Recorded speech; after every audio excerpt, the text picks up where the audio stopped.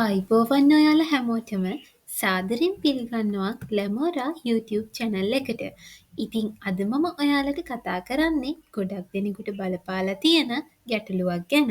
ඒ තමයි නිරෝගී සුන්දර කෙස් කලඹක් පවත්වාගෙන යන්නේ කොහොමද කියන එක ගැන. කොණ්ඩේ කියලා කියන්නේ අපේ පෞරුෂයේ රූපලාවන්‍යයේ වැදගත්ම කොටසක්. ඉතින් අපි හරි විදියට අපේ කොණ්ඩෙට සත්කාල කරේ නැත්නම් හිත්සොරි, කොණ්ඩය වැටීම, කොණ්ඩේ අග පැලීම වැනි ගැටලු රැසකට මුහුණ පාන්නට සිදු වෙනවා.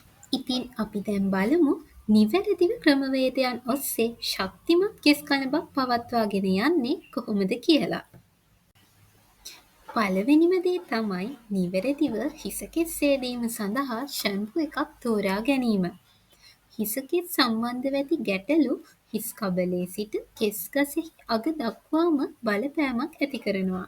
ඉතින් සෑම විටම හිස් කබලෙහි තත්ත්වය හඳුනාගෙන ඊට ගැළපෙන ආකාරයෙන් ෂැම්පු එකක් තෝරා ගැනීමට ඔයා සැලකිලිමත් වෙන්න ඕන.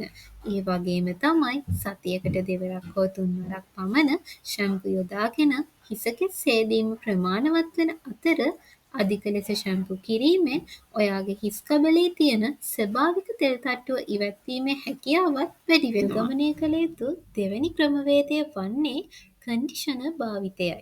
ෂැම්පු භාවිතයෙන් පසු කන්ඩිෂන් භාවිතා කරන්නේ ඉතාමත් සීමිත පිරිසක් වන අතර ෂැම්පු භාවිතා කිරීමෙන් පසු හිස කෙස්වල ඇති ස්වභාවික තෙල් තට්ටුව ඉවත් වී කොණ්ඩය පියලි ස්වභාවයට පත්වීම වළක්වා ගැනීමට කන්ඩිෂන් එකක් භාවිතා කිරීමෙන් ඔයාට හැකියාවක් ලැබෙනවා. නමුත් ඔයාට හිස්සොරි වැනි තත්ත්වයක් තියෙනවා නම් කන්ඩිෂන් භාවිතයේදී ඔයා සැලකිලිමත් වෙන්න ඕනේ.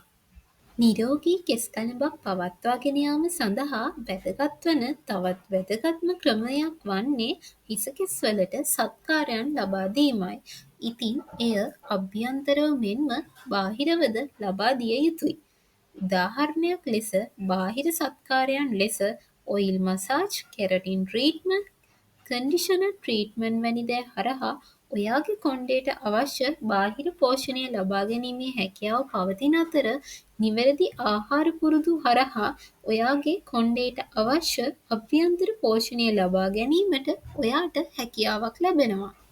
මීට අමතරව තෙත සහිත කොණ්ඩය පීරීමෙන් අධික තාපය නිකුත් කරන හෙයා අයන්, හෙයා ඩ්‍රයර් වැනි උපකරණ භාවිතය අවම කිරීමෙන් කොණ්ඩය පළුදු වන ආකාරයේ කොණ්ඩ විලාසිතා දැමීමෙන් වැළකීම හරහා ඔබටත් නිරෝගිමත් කෙස් කලඹක් ලබා ගැනීමේ හැකියාවක් පවතිනවා.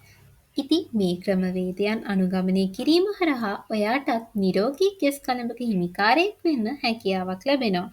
ඉතින් තවත් දවසක මේ වගේම ඔයාට ගොඩක් ප්‍රයෝජනවත් වීඩියෝවක් අරගෙන හමුවන බලාපොරොත්තුවෙන් අදට නවතින්නම්.